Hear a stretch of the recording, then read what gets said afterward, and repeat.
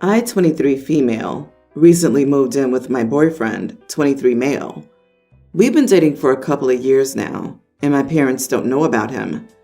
This is because they would not approve for various reasons, different religion and culture. Well, they found out. Believe it or not, but my mom got suspicious and followed me, saw me with him. They gave me absolute heck, and I don't think I cried that much in years. The things they said about me and my boyfriend were extremely hurtful, and I decided enough was enough. My boyfriend immediately had me move in, and my sister helped. It's been a couple of months now, and my mom has cooled down. My dad won't talk to me, but I don't care anymore. My mom and I will have civil conversations, though she hasn't apologized yet for following me, and I don't think she ever will. Anyways, none of them know my address. My sister and friends do, but my parents do not. They have absolutely no idea where I am. And while my mom claimed not to care for the first months, she's began asking me to give her the address so she knows I'm safe and where to look if something ever happened.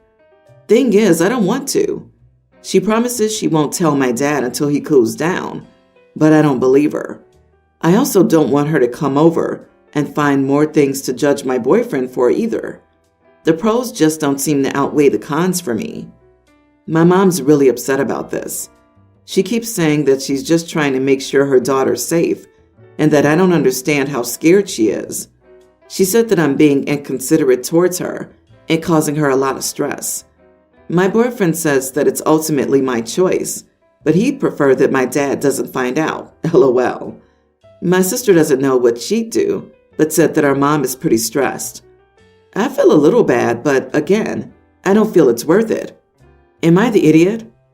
Not the idiot. It's a trap. Of course it's a trap. The whole mess started when these people followed you and spied on you. You escaped. That's the thing your mom and dad are most upset with now. Not your safety, but that you're out of their reach. Be prepared for when they find out the address. Not if, when. Definitely a trap. If something happens, OP's sister knows where she is, so it's not like she's dropped off the face of the earth.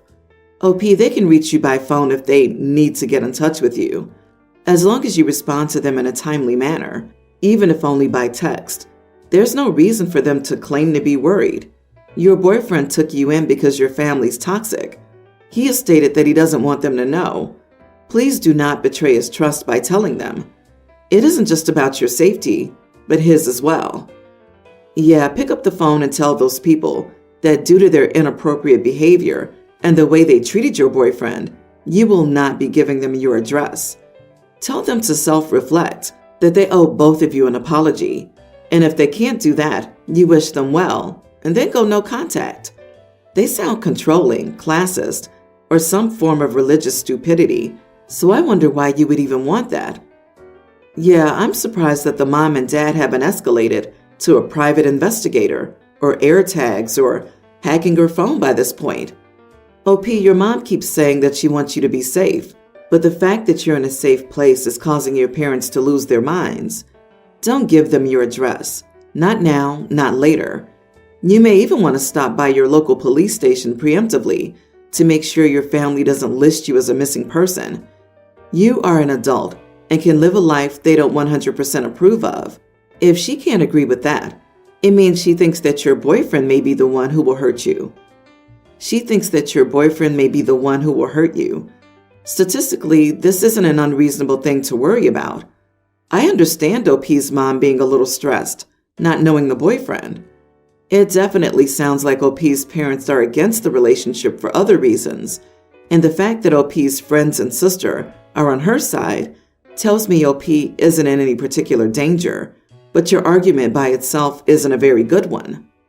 Update. Thank you all. I didn't realize how ridiculous her inconsiderate statement was to reading these comments. Now I'm getting angry again because there's no way the woman who stalked me took pictures of me kissing my boyfriend and showed them to my dad right in front of me and laughed when my dad called me terrible names is the same woman that claims to care about me. Moms don't do that. I wouldn't do that at least. Believe it or not, my sister's relationship with my parents is a lot worse than mine. She's been going against them since she was like 12. I was the one that always followed their rules, so I don't believe she'll crack. She's never cracked in her life when it comes to them, but they've also never found out about any of her boyfriends. Still, I might do the move to a new address thing. Thank you again for the advice.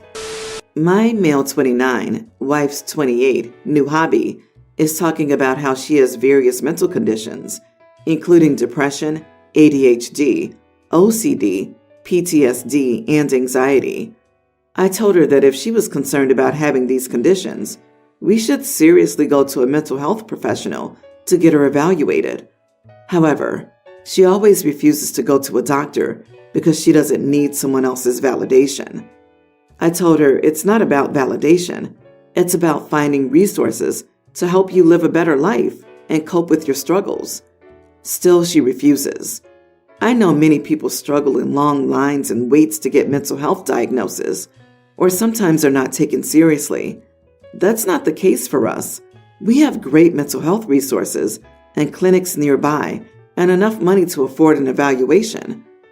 Nowadays, my wife uses her self-diagnosed conditions to get out of her responsibilities. She recently stopped doing her share of chores because her ADHD is so distracting, and it just stresses her out too much to fight it. For example, we were making cupcakes for her niece's birthday, and I frosted them in purple instead of blue while she was in the bathroom. She made me scrape off the frosting and redo it because apparently it was triggering her OCD. And when I tried to tell her it wasn't that big of a deal, she got upset at me for belittling her mental health. Now, I've never accused my wife of lying to take advantage of the situation because I want to give her the benefit of the doubt. Maybe she genuinely does have something going on, or maybe she just doesn't understand that mental health disorders aren't trivial personality traits. However, we were at a family reunion at my sister's house, and I was talking with my sister, her husband, and my wife. My sister has struggled with debilitating seasonal affective disorder and seasonal depression since childhood. I asked her how her new lightbox therapy worked, and she told me she'd seen some improvements. My wife jumped in and said that she has seasonal depression too, and all my sister needs to do is drink more caffeine and power through the day, because that's what worked for her. My sister kind of uncomfortably laughed her off and said, "Thanks for the suggestion," but I could tell she was a little upset because we were having a serious conversation when my wife jumped in to say that. My wife got a little pressed and told my sister not to laugh her off and take her seriously if she wanted to improve her condition as a fellow survivor. This comment made me angry, and I told my wife to please stop talking about her undiagnosed mental health issues in public, because we don't even have confirmation that she really has seasonal affective disorder. My wife acted shocked that I said this and stopped talking to me for the rest of the evening. When we got home, she blew up at me for trying to damage her reputation in public and making her seem like a liar. Am I the idiot? Not the idiot. Your wife is definitely using those mental health labels to push away responsibilities, which is why it's even more important that she goes to see a professional. Making you redo cupcakes because it upset her OCD is a prime example of this. She made you responsible for her condition, while she did nothing herself. Same with not doing her chores because her ADHD is too bad. She's making everyone around her, mainly you in these examples, take responsibility for managing her symptoms, instead of getting help and figuring out ways to address them herself.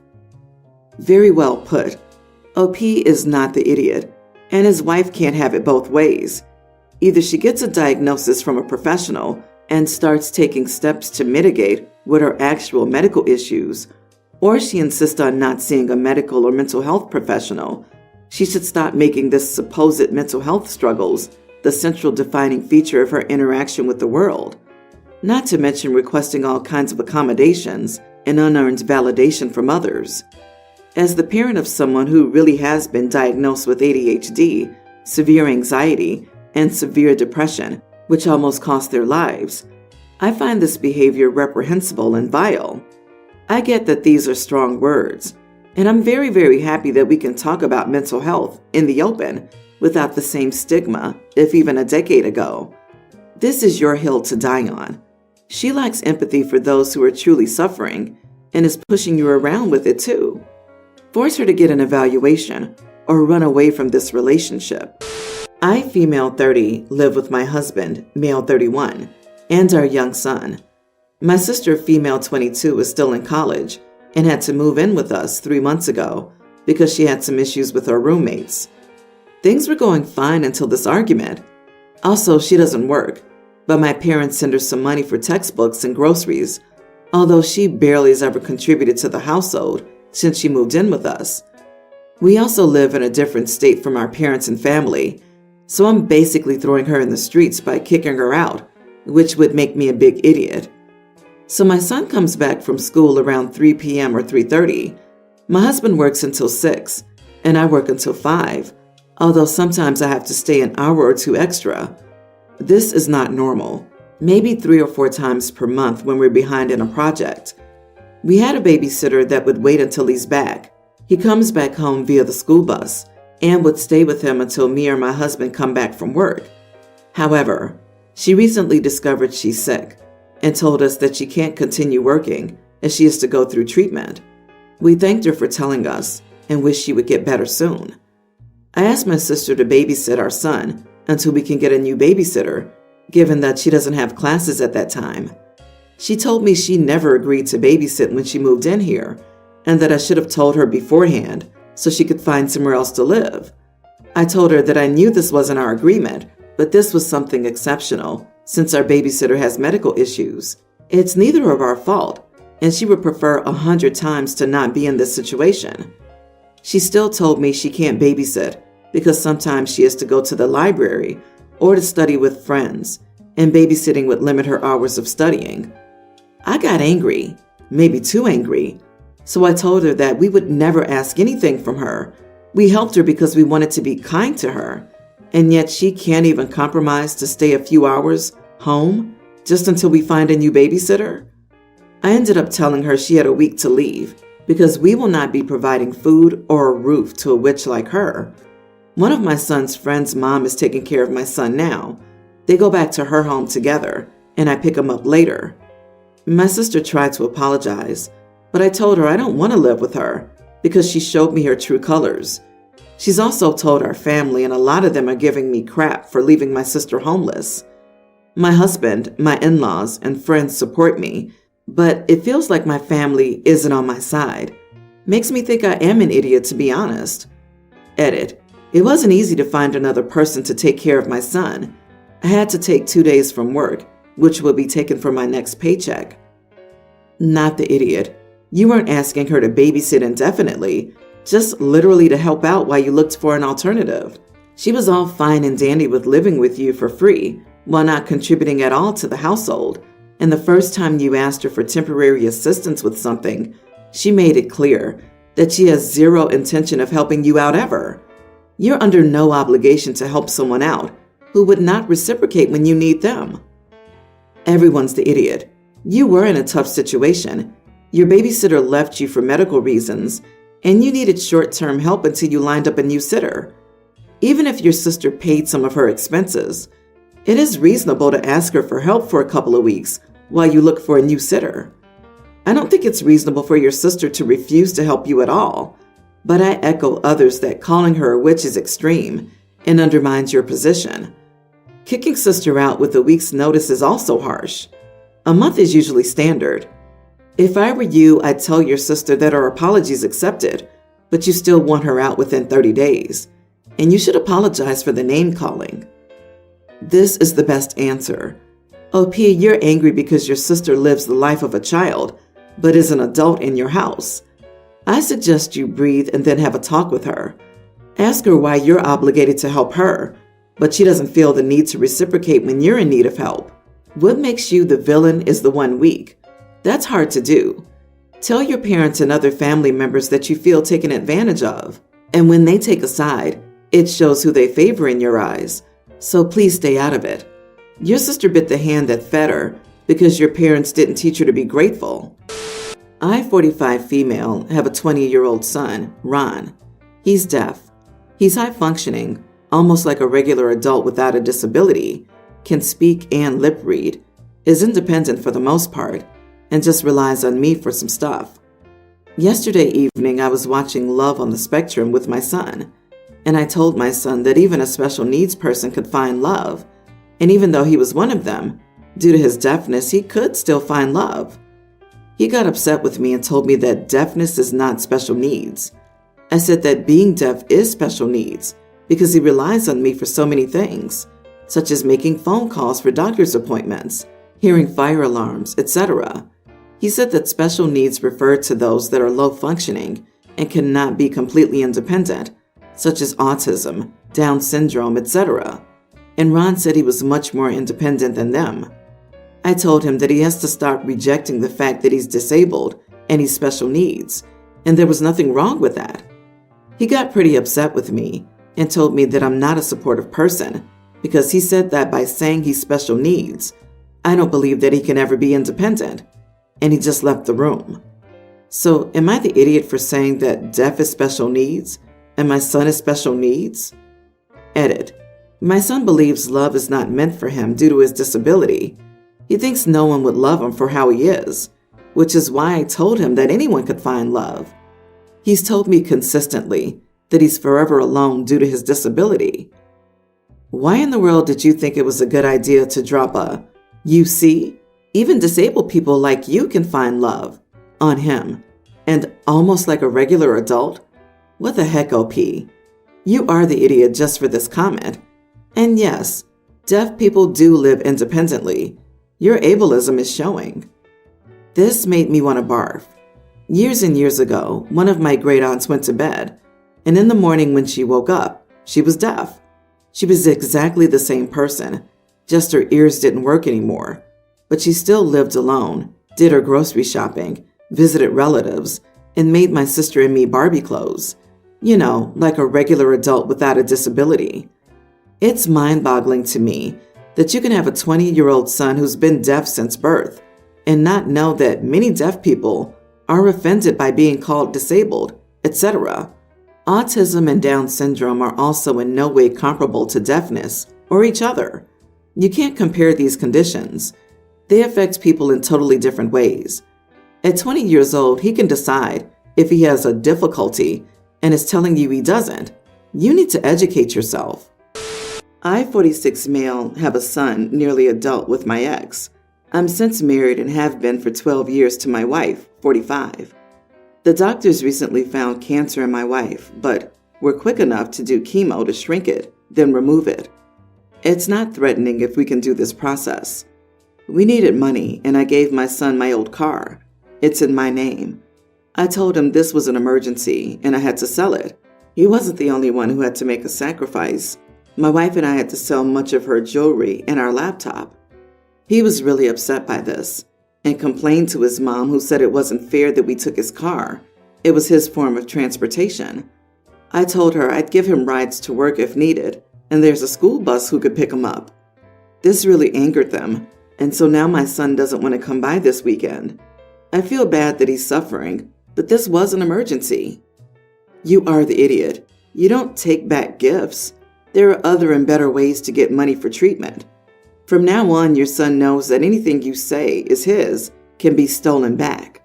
Not only did you take away a gift, you took away some of his freedom and trust. One of my friends has cancer, and his health insurance paid a great deal for it. Where is your and your wife's health insurance? Why didn't y'all consider taking out a loan or work out a payment plan with the hospital? You're welcome to sell off your possessions. You can't require others to make the same sacrifice. He's not obligated to help pay for your wife's treatment. The son shouldn't have to sacrifice because she isn't even his family? What? She's his stepmom and has been in his life for 12 years. And since when is the convenience of a teenager having a car more important than a human life? This is one of those rare occasions where I think OP is wholly justified in saying, I sold the car I gave you to save your stepmom's life. To all suggesting debt, selling a car to avoid going into debt is way smarter and cheaper than going into debt. OP, you are not the idiot. It's just a vehicle of yours that he would borrow. Cancer sucks, and everyone in the family has to make sacrifices